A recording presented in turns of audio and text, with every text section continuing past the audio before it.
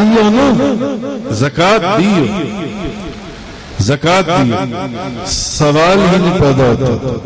اللہ اور اس کے رسول کا فرمان جو ہے اس میں فرق پڑ ہی نہیں سکتا. سوال ہی نہیں پیدا ہوتا کہ اس مال کے اندر کوئی نقصان ہو جائے یا کوئی پریشانی ہو جائے اس مال کے اندر جس مال کی زکات ادا کی گئی. میں آپ کو اپنا ذاتی واقعہ سناتا ہوں. حج کے دن, حج عید الاضحیٰ اور مدینہ منورہ کے اندر ہم لوگ عید الفطر اور مدینہ منورہ کے اندر ہم لوگ عید کی ہم نے نماز پڑھی. اچھا اب ہم اپنے ہوٹل سے نکلے تو ہم ذرا لیٹ ہو گئے.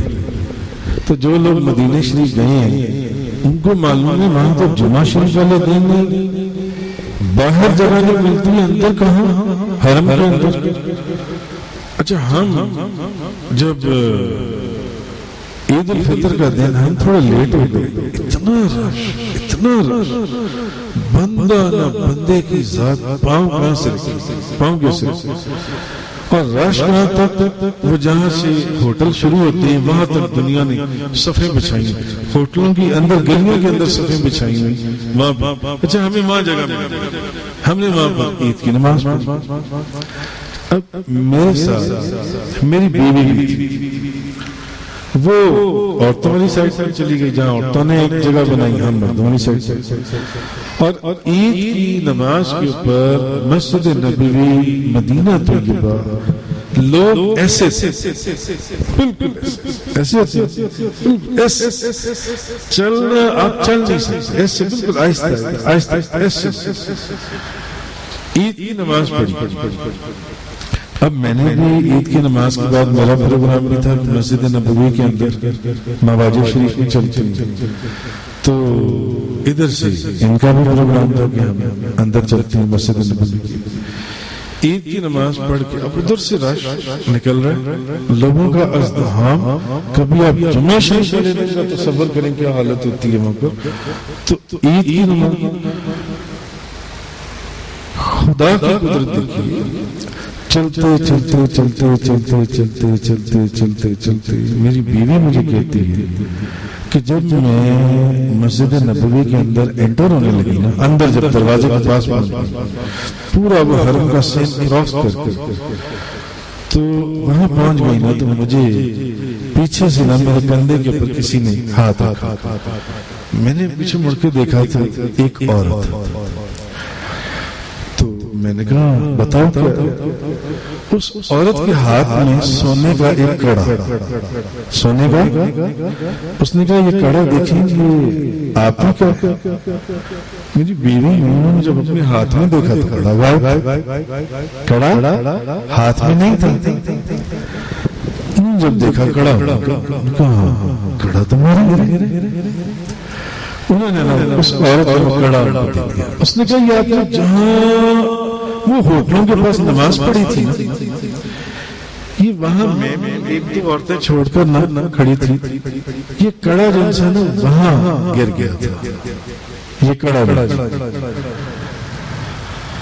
ٹھیک ہے بڑے حیران کیا انہوں سے کڑا ہمیں مل گیا. کڑا لے لیا. وہ عورت کہنے لگی اچھا خدا حافظ. وہ یہ کہہ کے نا وہ عورت چلی گئی.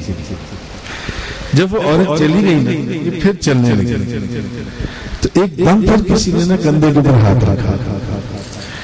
پھر دیکھا ایک اور عورت, اس نے ان کو کہا, اس نے کہا کہ وہ جو کڑا آپ کا وہاں گرا تھا وہ کڑا آپ کو ابھی ایک عورت نے دیا. انہوں نے کہا وہ کڑا آپ کو مل گیا. انہوں نے کہا مجھے کڑا مل گیا.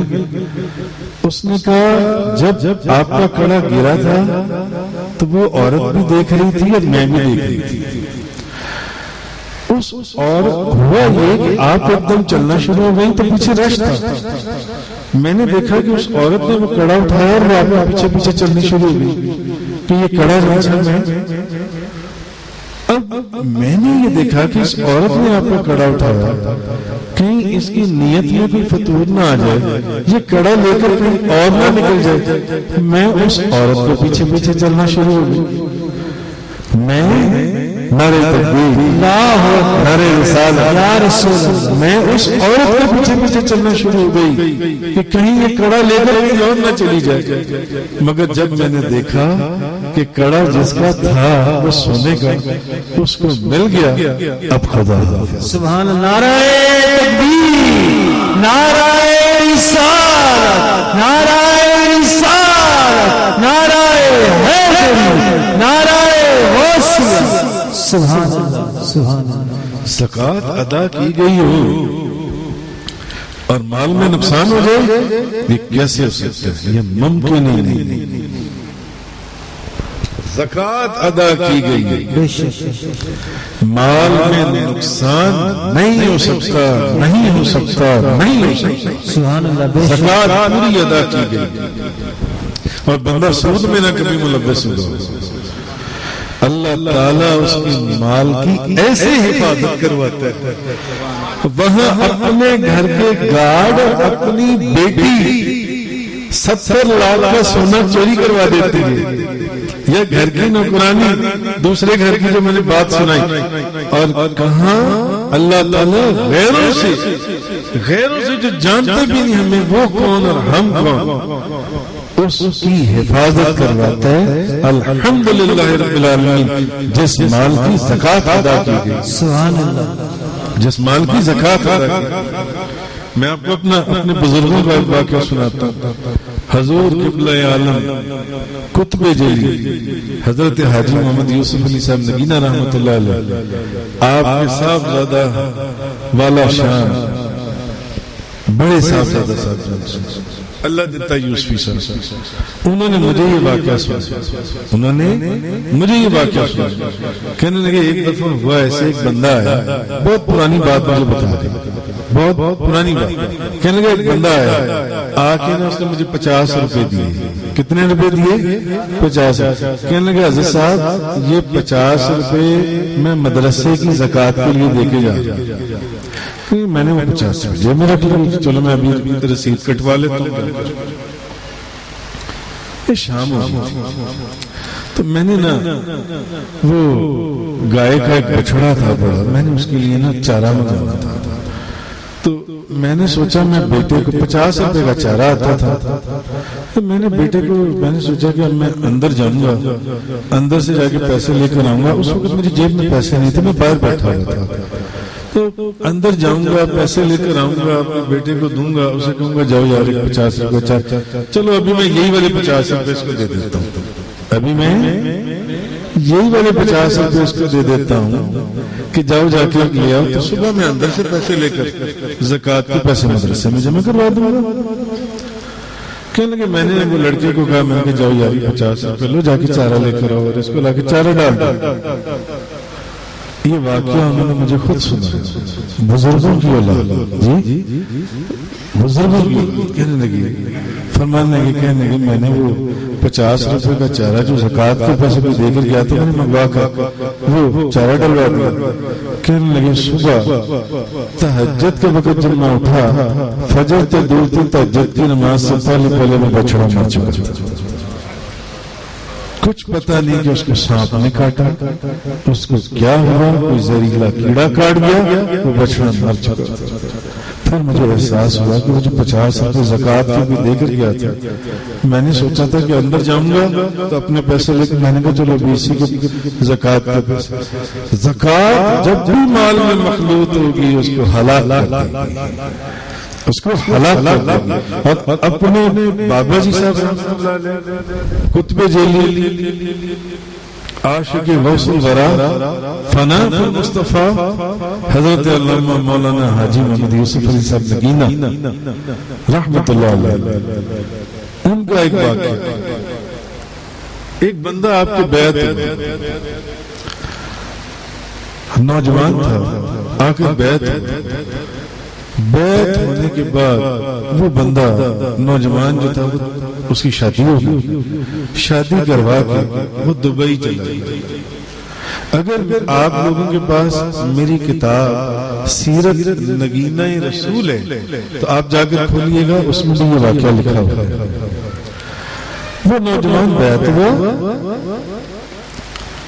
اور اچھا اب مرید بھی جانتے ہیں وہ سارے ایک جیسے ہوتے ہیں، پھر کیسے ہوتے ہیں؟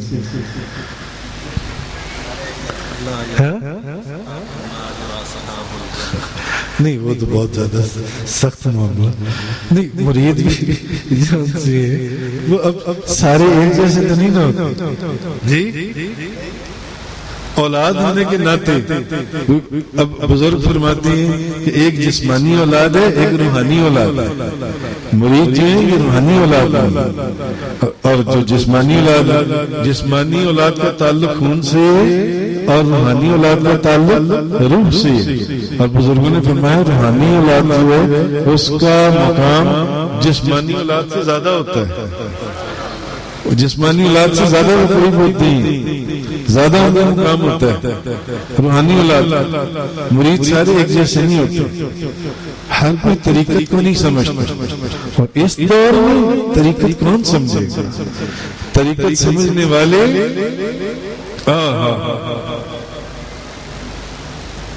قدر نبیدہ ایک ہی جانن دنیا دار کمینے، قدر نبیدہ جانن والے سنگے وچ مدینے،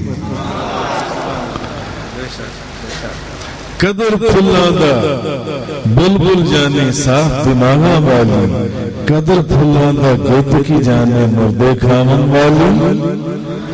ہر کسی کے بس میں نہیں ہے طریقت کو سمجھنا، شیخ اور پیر و مرشد کا مقام ہے،